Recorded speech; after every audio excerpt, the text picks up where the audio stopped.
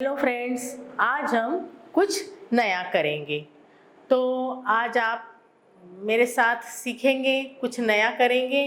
तो अपनी कॉपीज जल्दी से ओपन कर लीजिए, अपनी कॉपी खोलिए। ठीक है, अब खोल ली कॉपी। ओके, अब आपको जो भी वाहन आपको पसंद है, आप उसका चित्र एक कॉपी पर बनाइए मेरे जैसे। मुझे तो कार बड़ी पसंद है, तो मैंने तो कार बना ली है। आप भी एक कार बना लीजिए, या आपको जो पसंद है वह कार आप बनाइए, या जो भी वाहन आपको पसंद है जिससे आप कहीं जाना पसंद करते हैं।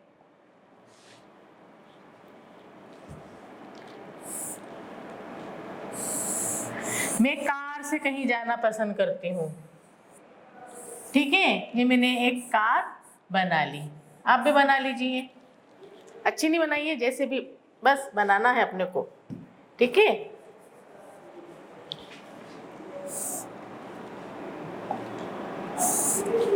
ये मेरी एक कार है। आपने क्या बनाया? आप बना सकते हैं, बोट बना सकते हैं, या आप ट्रेन बनाइए, एरोप्लेन बनाइए, शिप बनाइए, कुछ भी बनाइए। ड्रॉ कर लिया? ठीक है। अब बच्चों, गर्मी के दिन चल रहे हैं, छुट्टियां चल रही हैं, हम लोग कहीं ना कहीं घूमने जाते हैं। तो मैं इस कार से घूमने जाऊंगी। आपको जिस वाहन से, जिस व्हीकल से घूमने जाना है, आप उसका चित्र बनाइए। अब गर्मी के दिन है ना, तो कहाँ जाएंगे? मैं जाना चाहती हूँ शिमला। मैं कहाँ जाना चाहती हूँ? शिमला। हिल स्टेशन है, अच्छा लगेगा वहाँ, ठंडा ठंडा। ठीक है। अब शिमला जब हम घूमने जाते हैं तो क्या अकेले घूमने में मज़ा आता है? नहीं आता है। हम फ्रेंड्स के साथ, अपनी फैमिलीज के साथ घूमने जाते हैं, स्कूल की ट्रिप जाती हैं। लेकिन अब मेरी फैमिली के लोग तो बड़े बिजी हैं, वो बोल रहे हैं हम नहीं जा सकेंगे, तो हम अपने फ्रेंड्स के साथ घूमने जाएंगे। मैं मेरी फ्रेंड भावना के साथ घूमने जाऊंगी। किसके साथ जाऊंगी? भावना के साथ। आप किसके साथ जाना चाहते हैं? आप उसका नाम लिख दीजिए, राम या कोई और। ठीक है। अब मैं इस कार में बैठकर भावना के साथ घूमने जा रही हूँ। कहाँ जा रही हूँ? शिमला जा रही हूँ। ठीक। अब मेरे घर में मैंने एक छोटा सा पेट पाल के रखा है, बिल्ली है, कुछ भी पेट हो सकता है। आपने भी शायद पाल के रखा होगा। मेरे घर तो एक छोटी सी बिल्ली है। अब मेरी मम्मी क्या बोलती है, आप जाओगे घूमने तो इस बिल्ली की देखभाल कौन करेगा? तो इस बिल्ली को भी लेकर जाओ। तो मैंने मेरे कार में मेरी पेट, जो कि एक बिल्ली है, उसे भी बिठा लिया। ठीक है। अब हम इस कार में बैठकर हम शिमला जा रहे हैं, और मेरे साथ मेरी फ्रेंड है भावना, और एक बिल्ली को भी लेकर हम जा रहे हैं। अब हंसते खेलते मस्ती करते हुए, इंजॉय करते हुए, तो हम विशेष भाव के साथ हम घूमने जा रहे हैं। ठीक है। तो देखिए बच्चों, कार, शिमला, भावना, बिल्ली, भाव, खुशी खुशी, है ना? खुशी, भाव क्या है हमारी? खुशी से। रोते हुए थोड़े ना जा रहे हैं, मस्ती करते हुए जा रहे हैं, खुशी खुशी जा रहे हैं। हमको बड़ा एक्साइटमेंट है, रोमांच है, शिमला जाएंगे, बर्फ से खेलेंगे। तो ये भाव हो गए हमारे। तो बच्चों, कार, बिल्ली, भावना, शिमला और खुशी, ये सब क्या है? यह सब किसी न किसी के नाम है। जैसे भावना व्यक्ति का नाम है ना? बिल्ली जानवर का नाम है। पहचान में आ रहा ना, बिल्ली क्या है? जानवर है। कार वस्तु है। कार क्या है? वस्तु है। और खुशी क्या है? भावना है, हमारे इमोशंस है, और शिमला स्थान का नाम है। शिमला क्या है? स्थान का नाम है। ठीक है, तो बच्चों किसी व्यक्ति, वस्तु, स्थान, जानवर और भाव के नाम को क्या कहते हैं? इन सबके नाम को क्या कहते हैं? संज्ञा। क्या कहते हैं? संज्ञा कहते हैं। नाउन, हम इंग्लिश में इसे क्या कहते हैं? नाउन कहते हैं।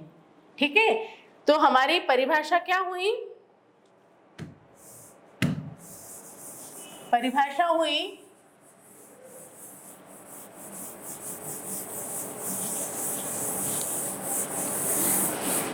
किसी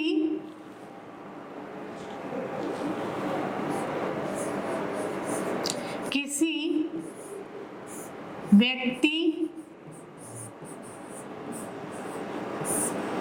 वस्तु, स्थान, किसी व्यक्ति, वस्तु, स्थान,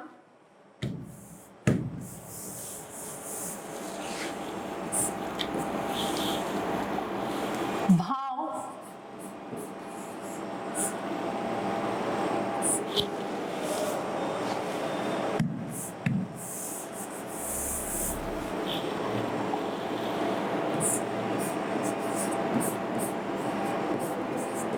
जानवर, भावों के नाम को संज्ञा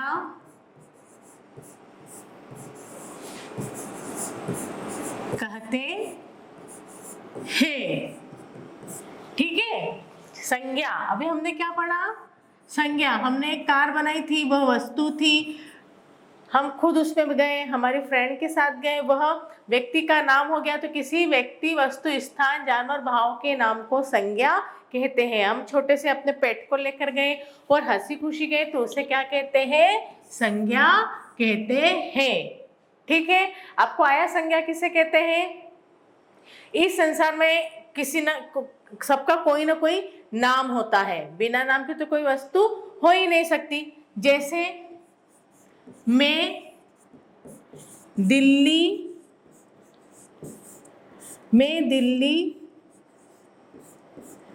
जाती हूँ।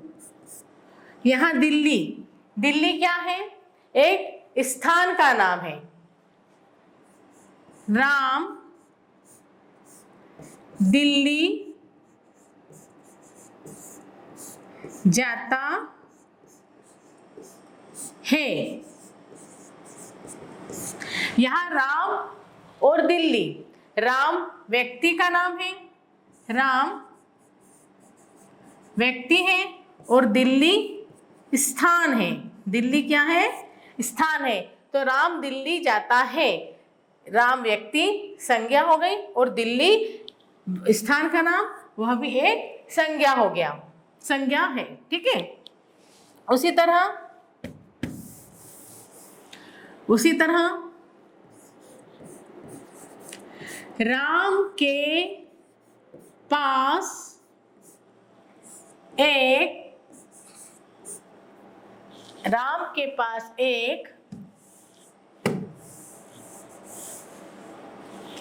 राम के पास एक बिल्ली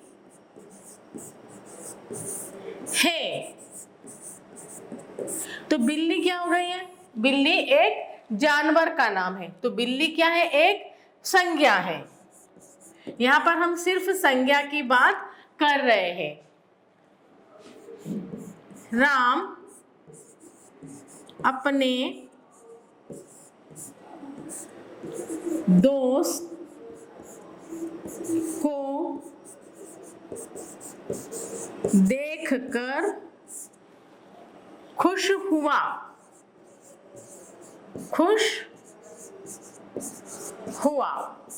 तो बच्चों यहाँ खुशी क्या है? एक संज्ञा है। तो आज हमने क्या पढ़ा? किसी व्यक्ति, वस्तु, स्थान, जानवर, भावों के नाम को संज्ञा कहते हैं। मुझे लगता है आपको बड़े अच्छे से समझ में आ गई होगी संज्ञा की परिभाषा, कि नहीं आई? उदाहरण देके समझाया है कि किसी व्यक्ति, वस्तु, स्थान, भावों के नाम को संज्ञा कहते हैं। अब संज्ञा के कितने प्रकार होते हैं?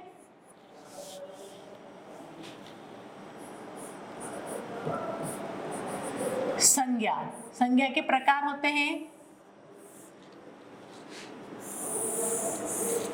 संज्ञा के प्रकार होते हैं। संज्ञा के 3 प्रकार होते हैं। संज्ञा के कितने प्रकार होते हैं? संज्ञा के 3 प्रकार होते हैं। पहला होता है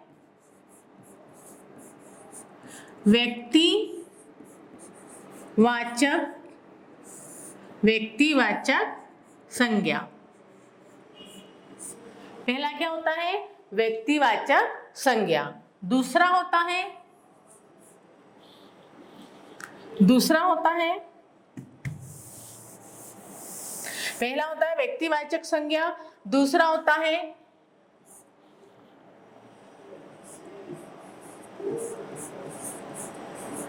जातिवाचक संज्ञा। ठीक है, संज्ञा के 3 प्रकार, व्यक्तिवाचक संज्ञा, जातिवाचक संज्ञा और भाववाचक संज्ञा। संज्ञा के 3 प्रकार होते हैं। संज्ञा के 3 प्रकार होते हैं। एक है व्यक्तिवाचक संज्ञा, दूसरा जातिवाचक संज्ञा और तीसरा होता है भाववाचक संज्ञा। अब ऐसे वाक्य या ऐसे शब्द जिससे किसी व्यक्ति के बारे में जानकारी प्राप्त हो, जैसे राम।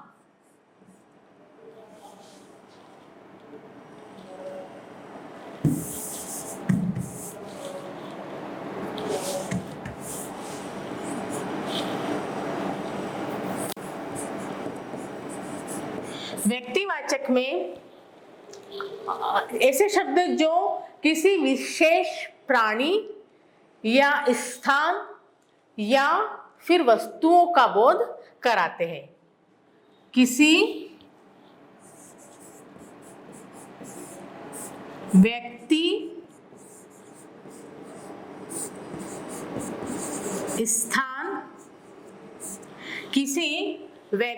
स्थान या प्राणी जैसे हमने लिखा था बिल्ली है, किसी व्यक्ति मतलब राम, किसी स्थान मतलब दिल्ली, उसका बोध कराते हैं, तो उसे क्या कहेंगे? व्यक्तिवाचक संज्ञा। ठीक है। अब जातिवाचक संज्ञा उसे कहेंगे जिसमें किसी विशेष जाति के बारे में, किसी विशेष के बारे में बात की जाती है। ऐसे शब्द जो एक ही प्रकार के प्राणियों, वस्तुओं या स्थान का बोध कराते हैं, उसे हम जातिवाचक संज्ञा कहते हैं। किसी विशेष प्राणी,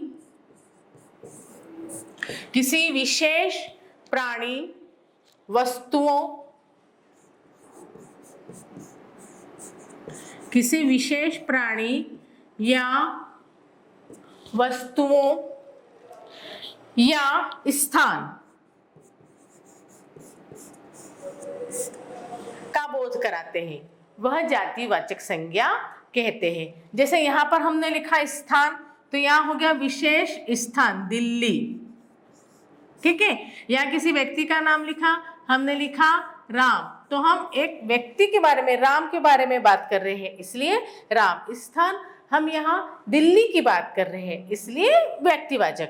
प्राणी यहाँ पर हमने बिल्ली लिखा, तो हमने एक पर्टिकुलर बिल्ली की बात हो रही है, इसलिए हम बिल्ली लिखेंगे। तो इस तरीके से होगा। लेकिन यदि हम यहाँ पर बोलेंगे कुछ बच्चे,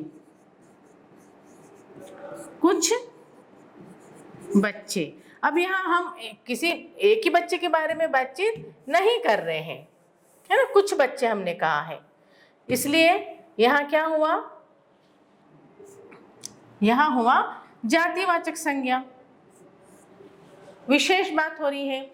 ठीक है, अब हम बोलेंगे यहाँ स्टेशन, स्टेशन स्थान की बात तो हो रही है, स्टेशन की बात हो रही है, लेकिन हम किसी विशेष station, Delhi station, Calcutta station, ऐसी बात नहीं कर रहे हैं। हमने कहा स्टेशन। यदि हम बस स्टेशन लिख देते तो बस पर्टिकुलर बस स्टैंड की बात हो रही है, रेलवे स्टेशन बोलते तो पर्टिकुलर रेलवे स्टेशन की बात हो रही है, इसलिए यहाँ पर जातिवाचक संज्ञा कहलाएगा। तो ऐसे शब्द जो एक ही प्रकार के प्राणियों, वस्तुओं, स्थान आदि का बोध कराते हैं वे जातिवाचक संज्ञा कहलाते हैं। ठीक है, व्यक्तिवाचक और जातिवाचक। अब ये भाववाचक संज्ञा, भाववाचक शब्द से ही स्पष्ट हो रहा है कि भावों की बात कर रहे हैं। जैसे मैं आपको, आप मुझसे डर रहे हैं, एक भाव प्रकट हो रहा है। मैं आपको देखकर खुश हो रही हूँ, यह भी एक भाव प्रकट हो रहा है। तो जिन शब्दों से किसी व्यक्ति के गुण, दोष, भाव, दशा, अवस्था, है ना, वो बहुत थकी हुई है, वो बहुत गुस्से में है, तो इन आदि चीज़ों का बोध होता है, वहाँ पर भाववाचक संज्ञा होती है। किसी भी प्रकार के जब हम भाव प्रकट करते हैं किसी भी तरह के, आपको समझ में आ जाएगा कि वो बहुत थकी हुई है, थक गई है, वो बहुत गुस्से में है, गुस्सा, भाव क्या है, गुस्सा, वह बहुत हताश है, उदास है, तो वह भी एक प्रकार का भाव है। तो वहाँ पर क्या हो जाएगा, भाववाचक संज्ञा। तो हमने तीन संज्ञा के तीन प्रकार पढ़े हैं, व्यक्तिवाचक संज्ञा, जातिवाचक संज्ञा और भाववाचक संज्ञा। समझ में आया आपको? व्यक्तिवाचक संज्ञा में किसी व्यक्ति विशेष के बारे में, जैसे राम है, स्थान दिल्ली है, बिल्ली है, इसके बारे में बातचीत हो रही है, तो वहां पर होगा व्यक्तिवाचक संज्ञा। जातिवाचक संज्ञा में किसी विशेष प्राणी या वस्तुओं के बारे में, जैसे कुछ बच्चे खेल रहे हैं, रेलवे स्टेशन आ रहा है, या फिर अध्यापिका छात्रों को पढ़ा रही है। हम किसी एक अध्यापिका की बात नहीं कर रहे हैं, हमको नहीं पता किस अध्यापिका की बातचीत हो रही है, तो वहाँ पर ये सारी चीज़ें जातिवाचक संज्ञा में आएंगे। ठीक है, तो ये तीन भेद हुए हमारे।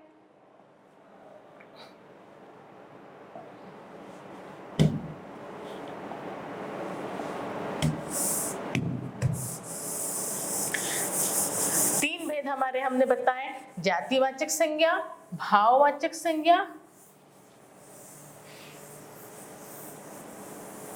ठीक है, अभी फिर से मैं इनके नाम लिख देती हूँ तो आपको स्पष्ट समझ में आ जाएगा। तो कितने संज्ञा के कितने भेद हो गए हैं?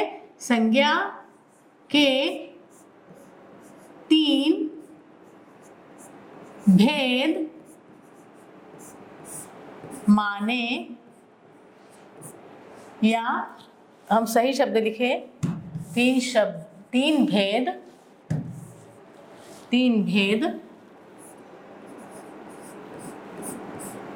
होते हैं, तीन भेद होते हैं। पहला हमने पढ़ा बच्चों, क्या पढ़ा बताइए? व्यक्तिवाचक संज्ञा। ठीक है, दूसरा क्या पढ़ा? दूसरा क्या पढ़ा हमने? जातिवाचक संज्ञा, जातिवाचक संज्ञा। और तीसरा पढ़ा हमने भाववाचक संज्ञा। संज्ञा के तीन भेद माने गए हैं, परंतु हमारी बोलचाल की भाषा में बहुत कुछ शब्द इंग्लिश के भी आ गए हैं। अब जनरली हम बोलते हुए हिंदी और इंग्लिश मिक्स कर देते हैं। जैसे मैं खुद ही बोल रही हूँ अभी, तो कुछ शब्द हिंदी के आ रहे हैं और कुछ शब्द उसमें हम, कुछ वर्ड्स हमारे इंग्लिश के भी आ गए हैं, तो इंग्लिश का प्रभाव हिंदी पर पड़ा हुआ है। तो कुछ विद्वान लोग संज्ञा के दो भेद और मानते हैं। ठीक है, वैसे आ तो इन्हीं में जाता है, वो दोनों संज्ञाओं के जो भेद है वो इन्हीं तीनों चीजों में आ जाती है। लेकिन यदि हम अच्छे से समझना चाहते हैं ना, तो उसको हम दो भेद और कर देते हैं। तो एक तो है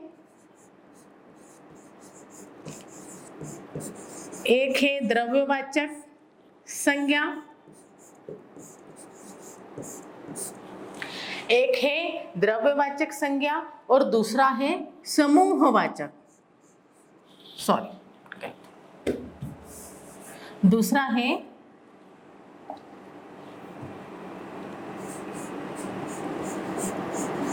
समूहवाचक संज्ञा। ठीक है, तीन मुख्य भेद हैं, व्यक्तिवाचक संज्ञा, जातिवाचक संज्ञा और भाववाचक संज्ञा।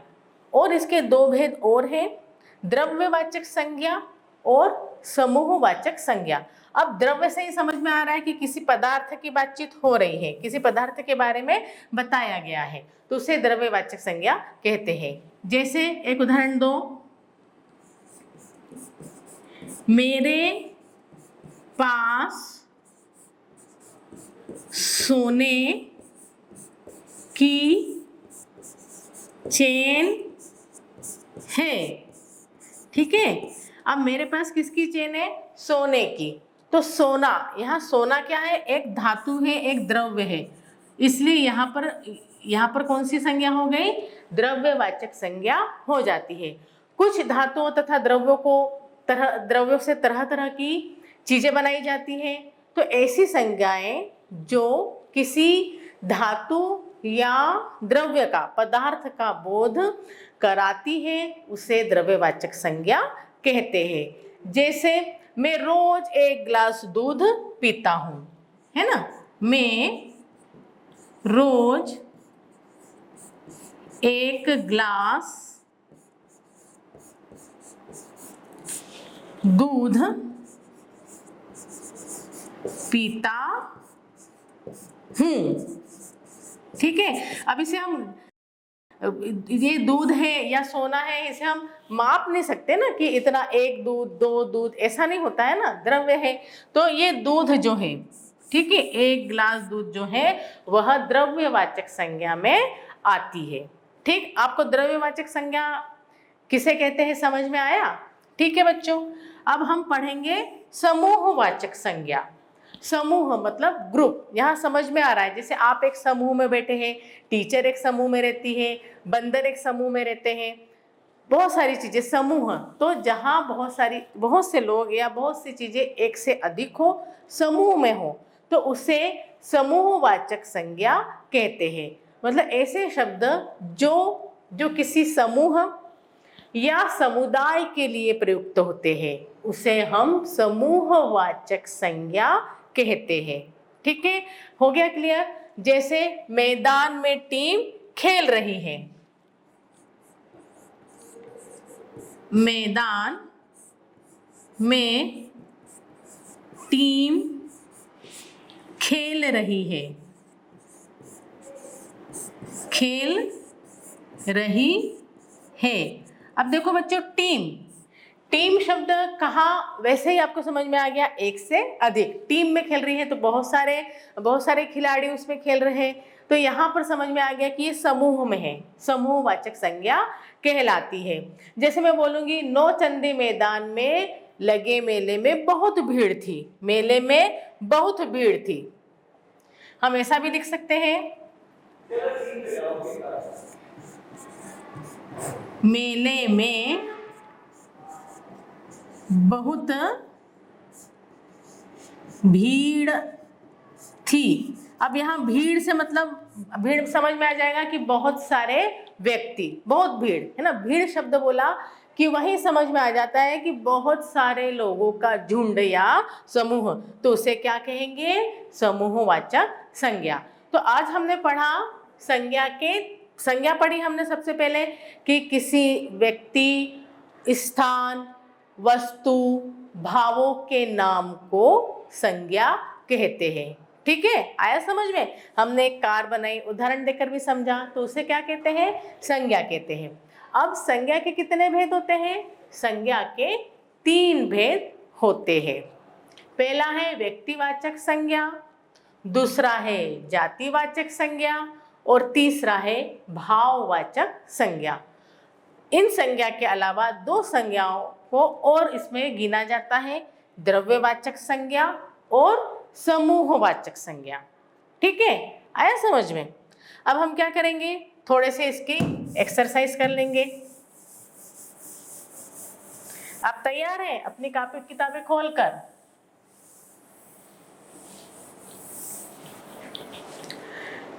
अब प्रयोग के अनुसार भी संज्ञा में परिवर्तन आ जाता है। जरूरी नहीं कि जैसे हमने अभी बताया है कि भाववाचक संज्ञा ये हो गया है या व्यक्तिवाचक संज्ञा ऐसे कहते हैं, तो कभी कभी विशेष संदर्भ में व्यक्तिवाचक संज्ञा का प्रयोग किसी विशेष व्यक्ति के लिए नहीं किया जाता है, बल्कि उस व्यक्ति के गुण दोष के कारण। जैसे हमने कहा ना कि तुम्हें रावण सा नहीं बनना है, तो रावण मतलब आपको रावण नहीं, रावण एक रावण शब्द लो सपोज, वह रावण की तरह हंस रहा था। अब ये रावण, अब हम रावण की तरह, अब रावण बन के, रावण हमने देखा है, आपने दशहरे मैदान में जाते तो कैसा जोर जोर से हंसते रहता है। तो जब कोई व्यक्ति जोर जोर से हंसता है ना, तो हम उसको किसकी संज्ञा दे देते हैं? रावण की, कि रावण की तरह कितने जोर से हंस रहा है, रावण नहीं, पर्टिकुलर रावण नहीं। तो उसी तरह से और भी शब्द होते हैं, जैसे दधीची, एक शब्द हमने लिया दधीची। ठीक है, एक शब्द हम लेते हैं, दधीची। अरे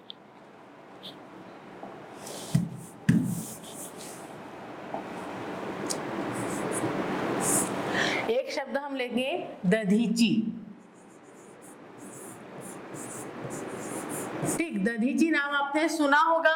दधीची एक व्यक्तिवाचक संज्ञा है। दधीची क्या है? एक व्यक्ति का नाम है। ठीक है, एक व्यक्ति का नाम है, इसलिए ये व्यक्तिवाचक संज्ञा हो गया। ठीक, लेकिन हम उसे एक जाति की तरह, जातिवाचक संज्ञा के रूप में हम इस्तेमाल करते हैं। जैसे हम लिखेंगे आज, हम दधीची शब्दों को, एक व्यक्ति का नाम है, लेकिन इसे हम जातिवाचक संज्ञा में किस तरह से प्रयोग करेंगे?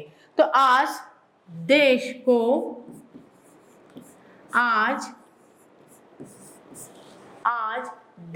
को दधीचियों, आज देश को, अब हमने यहाँ दधीचियों का यूज करना है,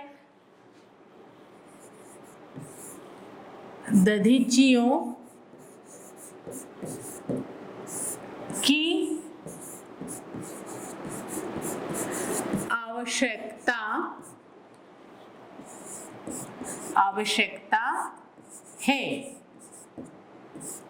है ना। तो यहाँ दधीची जो शब्द है वो है व्यक्तिवाचक, व्यक्ति का नाम है, लेकिन हमने उसे जातिवाचक संज्ञा बना दिया। हमने उसे कैसे यूज किया? हमने उसे जातिवाचक संज्ञा की तरह यूज किया, जाति के बारे में बता दिया। हमको इस तरह के लोगों की आवश्यकता है जो हमारे देश को बचा सके। उसी तरह एक शब्द जयचंद, एक जयचंद का भी नाम आपने सुना होगा।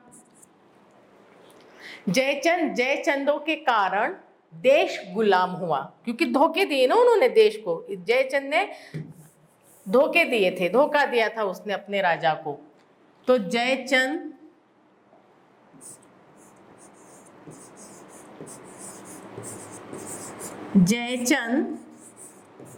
के कारण हमारा देश गुलाम हुआ। आपने एक शब्द, एक नाम और सुना होगा, विभीषण, है ना। विभीषण क्या हुआ था? विभीषण रावण का भाई था, सुना होगा ना आपने। लेकिन उन्होंने किसका साथ दिया? राम का साथ दिया। लोग बोलते हैं कि यदि विभीषण नहीं होता तो राम कभी लंका पर विजय प्राप्त नहीं करते, क्योंकि विभीषण ने ही बहुत सारी अंदर की बातें रावण के बारे में राम को बताई थी। तो उसके लिए भी हम बोलते हैं, हम राम के लिए भी बोलते हैं, घर का भेदी लंका ढाए, है ना। एक कहावत सुनी होगी आपने, ये खैर कहावत है, लेकिन विभीषण के लिए उसको प्रयोग में लाते हैं। घर का भेदी, जो घर का भेद जानता हो, घर का भेदी लंका ढाए, ये उसी के लिए कहावत बनी है। विभीषण, हमें विभीषण नहीं पालना चाहिए, हमें विभीषण की तरह व्यक्ति नहीं चाहिए है, क्योंकि विभीषण ने अपने भाई की बात, लंका से संबंधित बातें राम को बताई थी, जिसके कारण राम जीत गए और रावण हार गया। ठीक है, तो ये हो गए हमारे संज्ञा, जातिवाचक संज्ञा, या इसके हमने संज्ञा के जो प्रकार पढ़े हैं उसकी पूरी बातें हो गई। ठीक है, इतना समझ में आया आपको? तीनों भेद भी समझ में आ गए, 4 भेद बताए, फिर जातिवाचक, द्रव्यवाचक संज्ञा और समूहवाचक संज्ञा, कुल मिला के संज्ञा के 5 भेद होते हैं। अब उसी तरह जातिवाचक संज्ञा का व्यक्तिवाचक संज्ञा के रूप में भी प्रयोग होता है।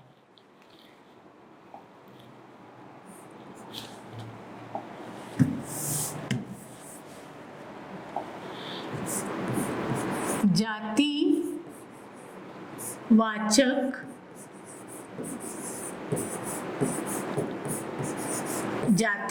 संज्ञा का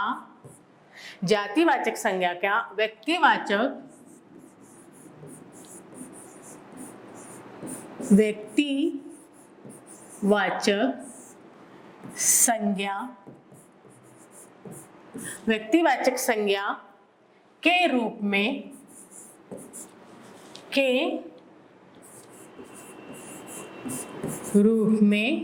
प्रयोग होता है।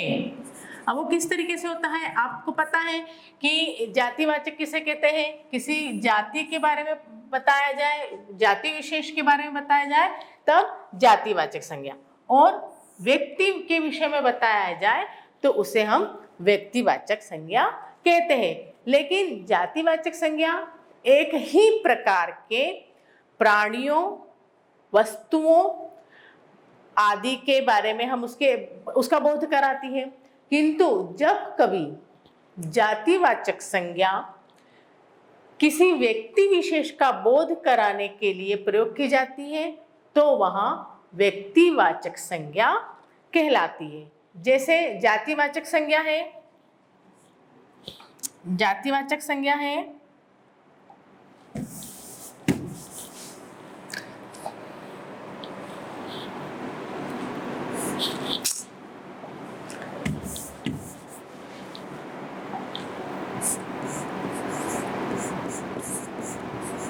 यहाँ लिखती हूं मैं कुछ जातिवाचक संज्ञा, है ना। जातिवाचक संज्ञा में होता है चाचा, नेताजी, ये जातिवाचक है, चाचा। अब जैसे ही मैंने चाचा लिखा है, आपके दिमाग में चाचा नेहरू आ गए ना। लेकिन हम लिखेंगे चाचा जी सब बच्चों को बड़ा प्रेम करते थे, या बच्चों को चाचा, भारत के बच्चों के प्यारे चाचा, भारत के प्रथम प्रधानमंत्री थे। ठीक है, मैंने लिखा बच्चों के प्यारे चाचा। ठीक है, बच्चों के प्यारे चाचा भारत के प्रथम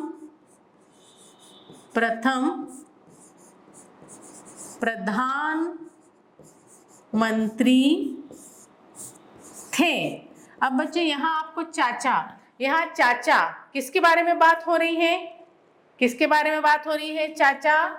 यहाँ पर बात हो रही है नेहरू जी की, जवाहरलाल नेहरू जी की। तो आप समझ गए कि बच्चों के प्यारे चाचा भारत के प्रथम प्रधानमंत्री थे, या हम लिखते कि चाचा नेहरू या जवाहरलाल नेहरू भारत के प्रथम प्रधानमंत्री थे। तो ये चाचा तो जातिवाचक है, किसी एक चाचा के बारे में, किसी पर्टिकुलर व्यक्ति के बारे में बात नहीं हो रही है। लेकिन जातिवाचक संज्ञा यहाँ किस में बदल गई? व्यक्तिवाचक संज्ञा के रूप में हमने इसका प्रयोग किया। आया समझ में कि नहीं आया? आ गया, ठीक है। उसी तरह नेताजी, एक शब्द है नेताजी।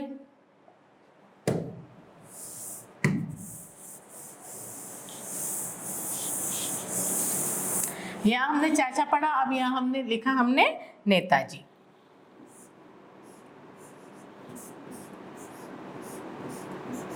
अब यहाँ नेता लेंगे तो बहुत सारे नेता, सभी नेता आ जाएंगे। किसी पर्टिकुलर नेता, किसी विशेष नेता की बातचीत नहीं हो रही है। यहाँ पर यह है जाति, यहाँ जाति को सूचक कर रहा है। लेकिन व्यक्तिवाचक संज्ञा के रूप में उसका कैसे प्रयोग होगा? नेताजी ने कहा था तुम मुझे खून दो, मैं तुम्हें आजादी दूंगा। नेताजी ने कहा था, क्या कहा था? तुम मुझे खून दो,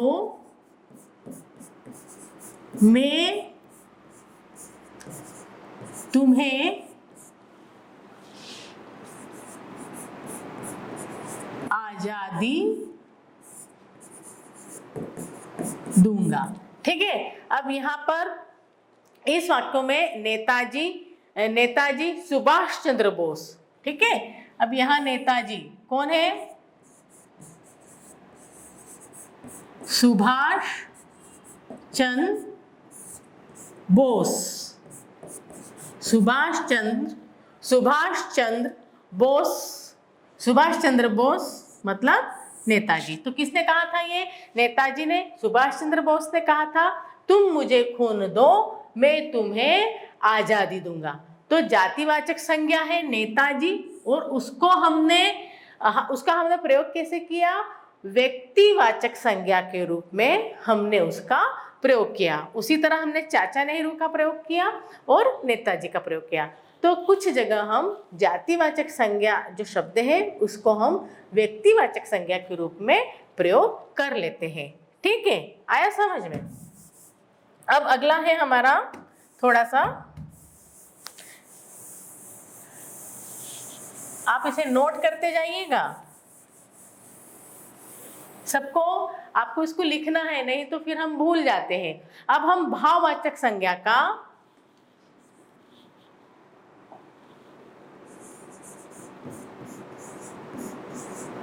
भाववाचक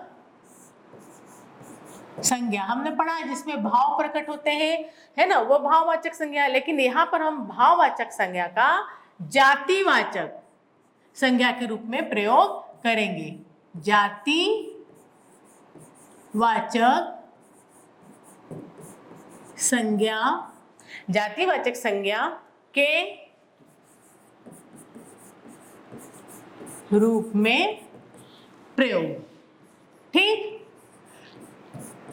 भाववाचक संज्ञा, भाव जहां भाव प्रकट हो, जहां हमारे मन के भाव प्रकट होते हैं वहां पर भाववाचक संज्ञा होती है। भाववाचक संज्ञाएं सदा एक वचन में ही प्रयोग होती है ना। भाववाचक संज्ञा सदा एक वचन में प्रयोग होती है। ठीक है, वह बहुत दुखी हुई, दुख। ठीक है, भाववाचक संज्ञा, जब कभी ये संज्ञाएं बहुवचन के रूप में प्रयोग होती है तो वे फिर भाववाचक संज्ञा नहीं रहती, वह जातिवाचक संज्ञा हो जाती है। जब एक वचन में न होकर जब वह बहुवचन में हो जाएगी तो वह फिर जातिवाचक संज्ञा में बदल जाती है। ठीक है, फिर वो जाति का बोध कराने लगती है। ठीक, आया समझ में? भाववाचक संज्ञा का प्रयोग एक वचन में ही होता है, लेकिन जब वह बहुवचन के रूप में प्रयोग होती है तो वह भाववाचक संज्ञा न होकर वह जातिवाचक संज्ञा हो जाती है। क्लियर हुआ? जैसे बुराई, भाववाचक संज्ञा क्या है? भाववाचक संज्ञा हमने लिखा बुराई। ठीक है, हमने एक शब्द लिखा बुराई और एक शब्द लिखा हमने प्रार्थना।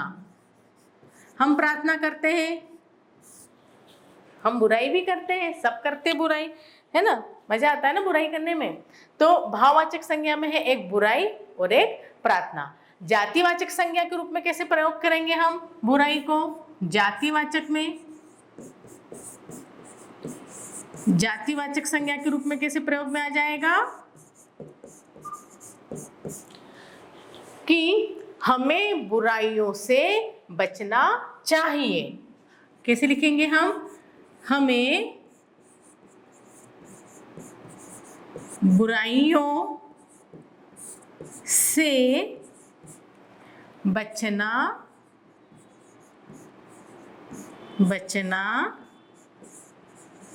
चाहिए। ठीक है, एक बुराई उसे बुराई, वो बहुत बुराई करती है, ठीक है, और हम क्या बोलेंगे? हमें बुराइयों से बचना चाहिए, मतलब हमको किसी की बुराइयां, किसी भी तरीके से बातचीत नहीं करना चाहिए। तो भाववाचक संज्ञा बुराई जातिवाचक संज्ञा में बदल गई बुराइयों, हमें बुराइयों से बचना चाहिए। उसी प्रकार प्रार्थना, प्रार्थनाएं कभी बेकार नहीं जाती। प्रार्थनाएं कभी बेकार, प्रार्थनाएं कभी बेकार नहीं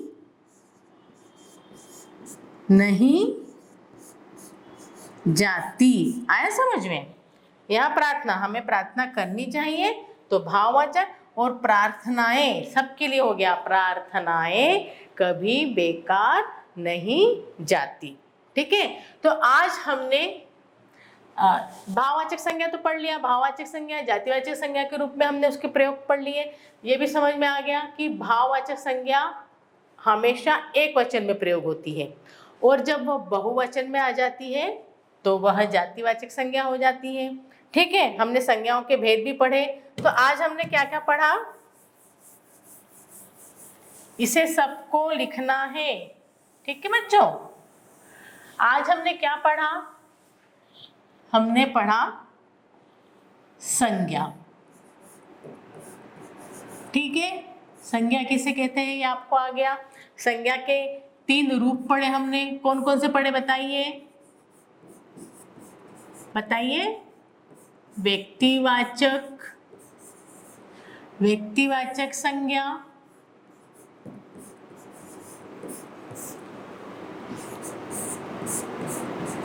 जातिवाचक संज्ञा,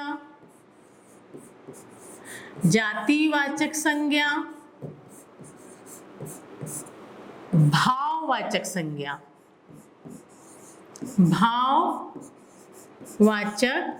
संज्ञा, और उसके बाद पढ़ा हमने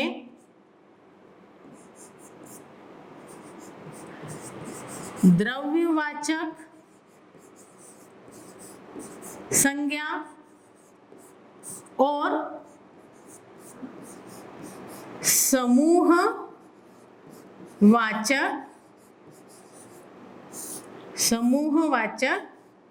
संज्ञा।